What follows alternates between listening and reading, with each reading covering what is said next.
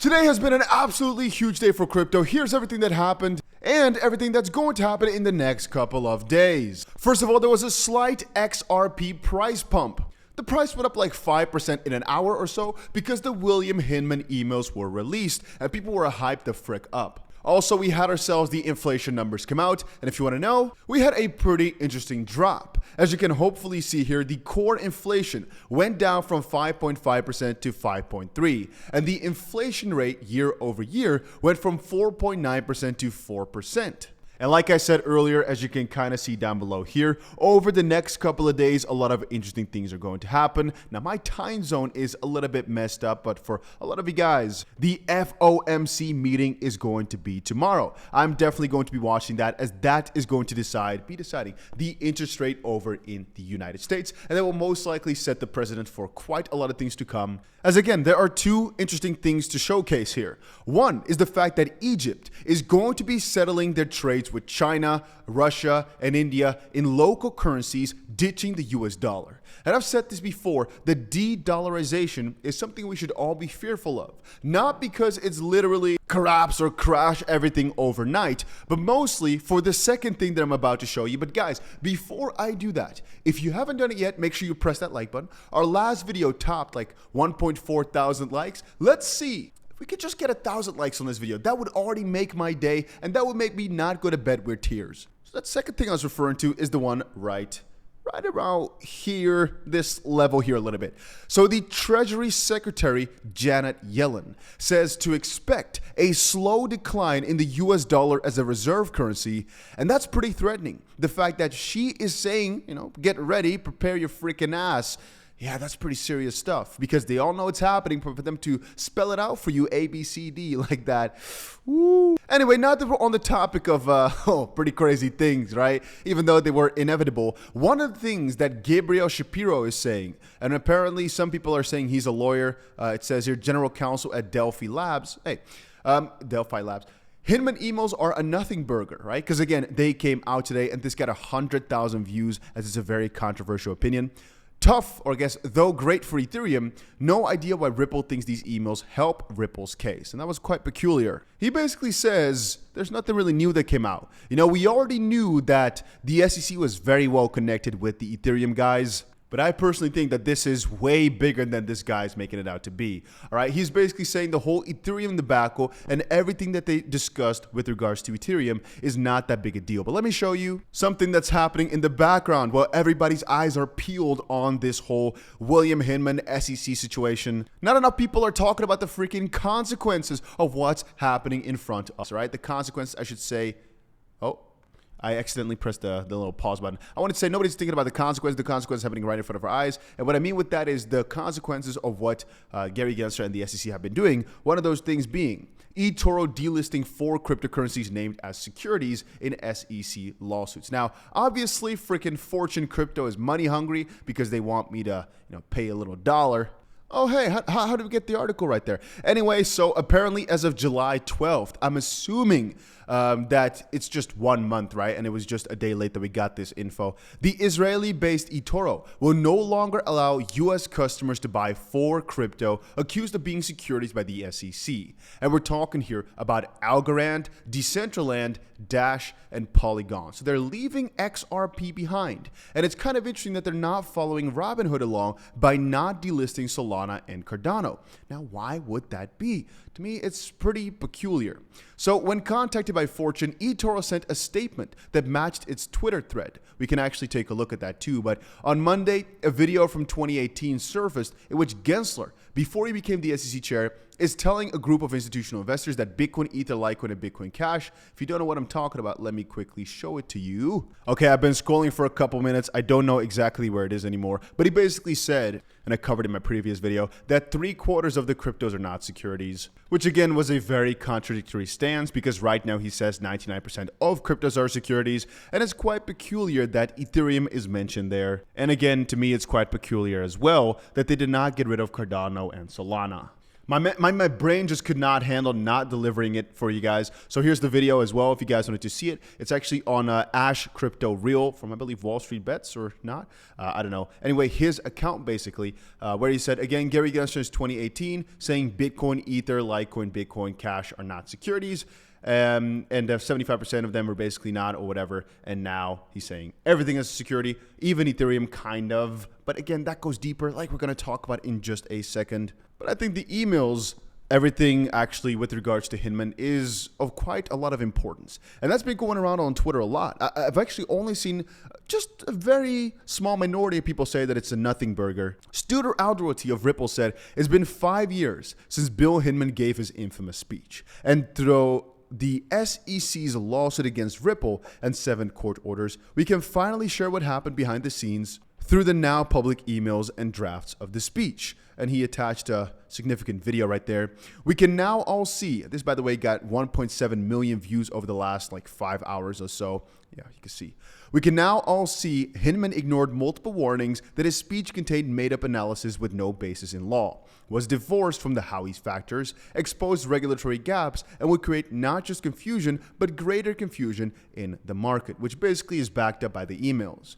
A refresher, Hinman, as head of the SEC's Corporation Finance, gave a speech in June 2018, 5 years ago, declaring that a token is not a security once it becomes sufficiently decentralized, and he invented factors to consider when making a sufficiently decentralized determination. Although Hinman claimed that the speech was his personal view, he and the SEC touted it as guidance because the moment that a guy like that starts speaking, the people pick it up as guidance, which I think is nothing but logical. Then SEC Chair Jay Clayton publicly pointed to it, despite the SEC's repeatedly flip-flopping on the significance of the speech in litigation. It remains on the agency's website even right now. Now, let's look at what senior SEC officials directly said to Hinman about his speech as he was drafting it. This is all coming straight from Ripple, which is the juice machine, I guess. Right now, they're spilling the tea. Head of Trading and Markets, TNM, said, because the list of factors is so extensive and appears to include things that go beyond the typical Howey analysis, we have concerns this might lead to greater confusion on what a security is. Hinman ignored those concerns, right? That was a comment what the other SEC members gave on his speech. TNM, which once more stands for Head of Trading and Markets, or at least Trading and Markets, directly asked Hinman to tie his newly invented factors more closely and explicitly to the Howey analysis. Again, he ignored that suggestion. Office of General Counsel, NTM, called this factor legally irrelevant. Has this person or group retained a stake or other interest in the digital asset such that it would be motivated to expand efforts to cause an increase in value of the digital asset? Hinman kept it. TNM and OGC noted Hinman skipped over the threshold jurisdictional question of whether a digital asset meets the legal standards of a security. He jumped to asking whether the SEC oversight could, in Hinman's view, be beneficial. Hinman ignored this regulatory gap. On June 4th, Hinman wrote that he didn't see a need to regulate ETH as a security and would call Buterin later that week to confirm our understanding. So once more, people right now are saying, hey, wait a minute, you actually met up with Ethereum and you basically went over exactly what Ethereum is and you basically, hey, you were like, hey, this is what you guys do? All right, that's fine. So from a fair notice perspective, that's not really going to sit by the people well. The idea that, first of all, you treated them preferentially by really sitting down with them and not really doing it with anybody else. Quite peculiar. And we shouldn't go too deep into exactly all that today. We're not going to go over Ethgate, even though it's trending on Twitter right now. But I think it's now basically proven indeed that Ethereum got some preferential treatment and, well, they basically had some clarity from a certain perspective all the way back then. Or rather, gets deeper, on June 4th, Hinman wrote that he didn't see a need to regulate ETH as a security and would call Buterin later that week to confirm the understanding. Once more, understand it. On June 12th, OTC expressed its reservations about including a statement directly about Ether in the speech because it would make it difficult for the agency to take a different position on ETH in the future. Yeah, makes sense. ETH, however, remained as a cited example. So now, straight at the bat here, a question could be asked. Did this guy, get an order to be like, hey, leave Ethereum in there to give the markets guidance? Because, well, The market basically thought, the way he's describing Ethereum, it's all fine. Even though guys at the SEC stated, don't do it this way, but he still did. Now, is the SEC to blame to kind of basically like quote unquote approve it still? Or is it just Hinman, or is it all, or what? Because they knew it was going to be guidance. It's just all kind of confusing. On June 12th, OGC expressed its reservations about including a statement directly about Ether in the speech because it would make it difficult for the agency to take a different position in the future. Ether remains a cited example. Once more, I read that twice. So what should happen now? First, remove the speech immediately from the SEC's website because apparently it's not the way it should work. Because apparently he did not listen to your suggestions, so it's kind of like false information basically. An investigation must be conducted to understand what or who influenced Hinman to go about it this way. Why push Ethereum so when they told him to take it out, as an example? Why conflicts, or at the very least appearances of conflicts, were ignored, right? Because he asked the SEC for guidance, or at least they gave it, and he ignored them. Why would that be? Why? Right? Why? And why the SEC touted the speech knowing that it would create greater confusion, because they said, hey, Hinman, if you don't change these things up, it's going to confuse the market even more. Change these things, and he didn't. And then they still said, hey, this is a speech, go check it out, check our website, yada, yada, yada. Why would they then still basically support it if things were basically wrong? And finally, Hinman's speech would never again be invoked in any serious discussions about whether a token is or is not a security. Unelected bureaucrats must faithfully apply the law, which again he did not do as far as we're concerned, within the constraints of their jurisdiction. They can't, as Hinman tried, create new law, because he basically, as far as I've read here, tried to make things up himself that don't necessarily match the current rules. And I don't want to share with you guys this entire video here because I don't want to, waste 4 minutes just showing this in the video because then it's not really my video anymore, right? But I do recommend you guys to quickly check this out. I'll actually retweet it for you. Make sure you head over to my Twitter and check this out. As the video, it just explains what I just did, but in a even better way. Look at this. He knew he wasn't following the law. He knew he was making things up himself, yet it still was able to be published anyway, which again, in almost any way, shape, or form, doesn't really make any sort of sense. And we can go again, talk about it for hours, but you guys understand. But take a look at this. The SEC emails reveal Hinman wasn't only official deliberating ETH security. Just quickly want to read this quote. Before Hinman's speech, former SEC Director of Trading and Markets, even though we talked about it just now, but I want to quickly get back to it again, Brett Redfern expressed concerns that Hinman's speech was vague about Ether status. He suggested that if his aim was to make an affirmative statement that Ether is not a security, which he did, the language should be stronger, i.e. just say it. But if the contrary, to use the language similar to Bitcoin's disclosure regime to ensure consistency. Redfern's comments left on a draft of the speech further highlighted the draft's language could potentially create more confusion about Ether status. Again, they later on stated, hey, put less details in there, but he spilled the tea, which again is so crazy to me. The fact that this was allowed to go this far is so wild when you're reading into exactly what went into it. And from that perspective, I don't think you can call this anything but a scandal from the SEC's side. And I don't think you can call this anything but a scandal from even the guys over at Ethereum for kind of pushing this under the rug. I meant sweeping under the rug, but you guys get my idea. Apparently, they were even already calling it an Ether speech or Ether discussion before the speech even existed, basically. So this was potentially all just to give the market some idea about Ethereum, because why else do this when everything was like so half-assedly planned? It's so crazy to me. And like Yoda here says, so not only did Hinman basically call Vitalik, the guy behind Ethereum, to make sure that he was happy with whatever was said about Ethereum, or basically that everything was like fine, because he asked Ethereum about their status, etc. But he also sent it to 19 other SEC staff.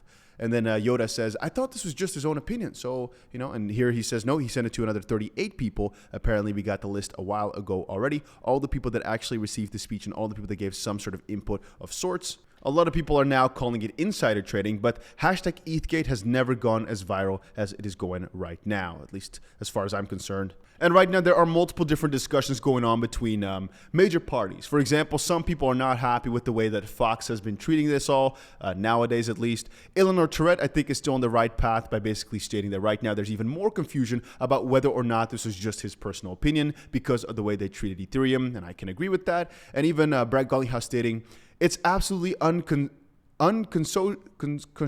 whatever, that a regulator, when presented with so much pushback on what he was about to say, how he compiled this fake test in the first place, because again, the SEC doesn't agree, decided to move forward anyway and throw an entire industry into chaos. And somebody asked, hey, Could this tweet from earlier by Brad Garlinghouse, talking about how he's excited for these emails to come out, actually be referring to a settlement and not about the Hinman emails?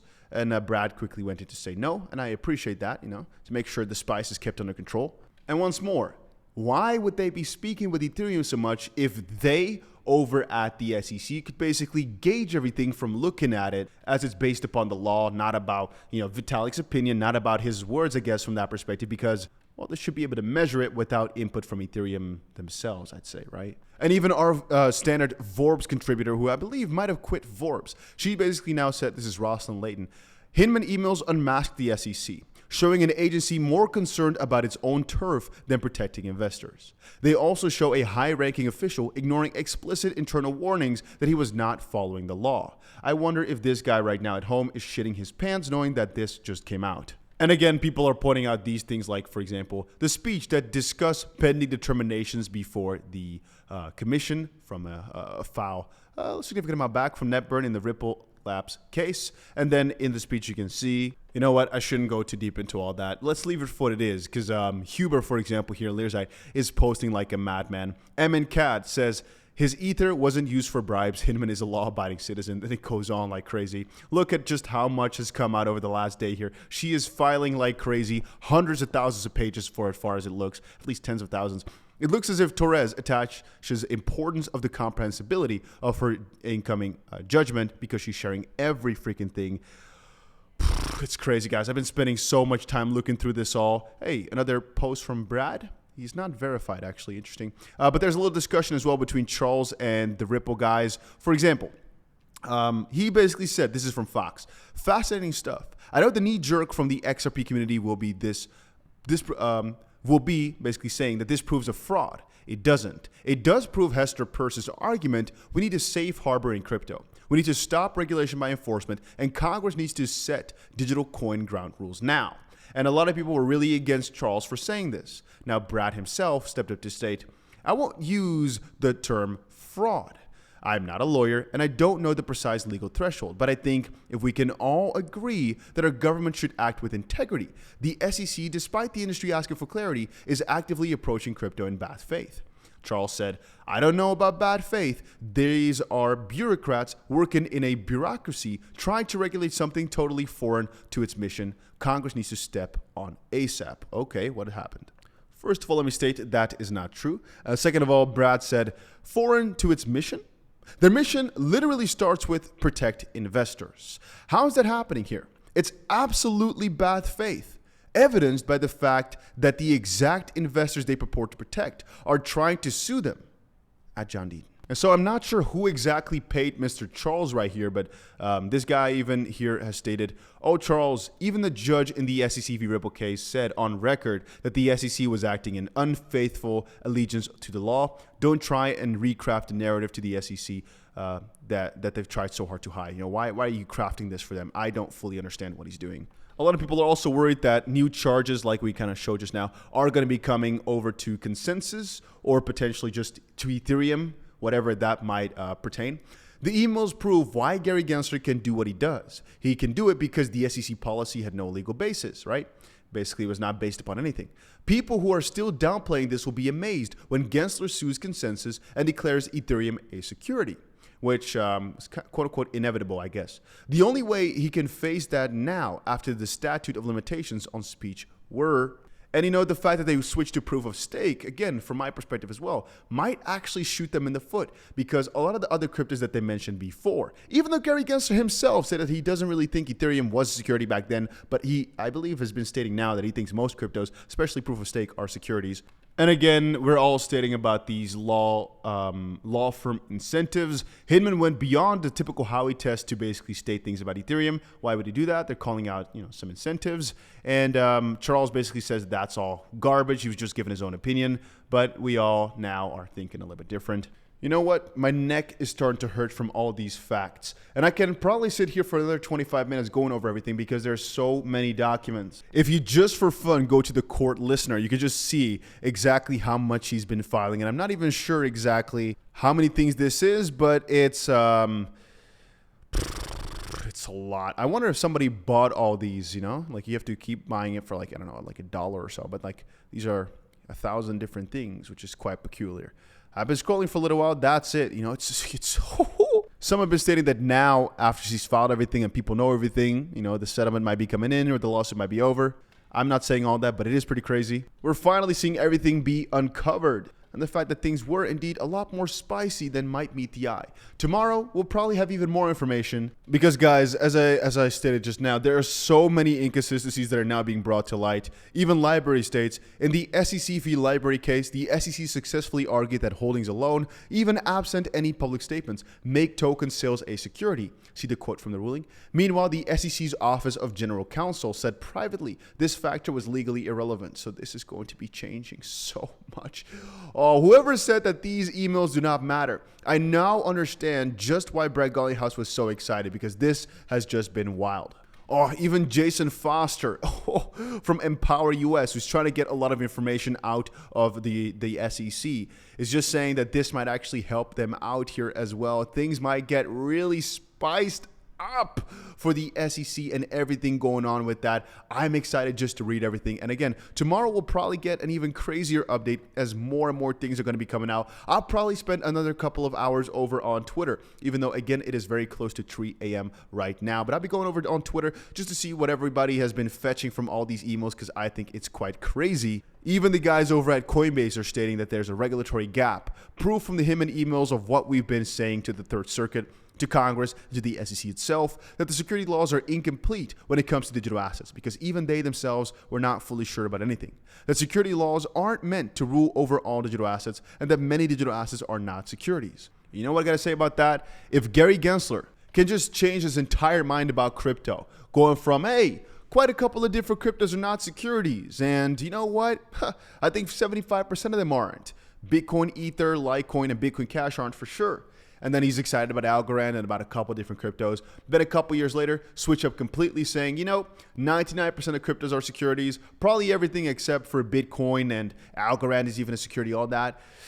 Yeah, this is so much bigger than we're making it out to be. But again, guys, that's it for right now. Tomorrow, more things coming. We also have the FOMC meeting coming up tomorrow, so make sure you stay tuned for that.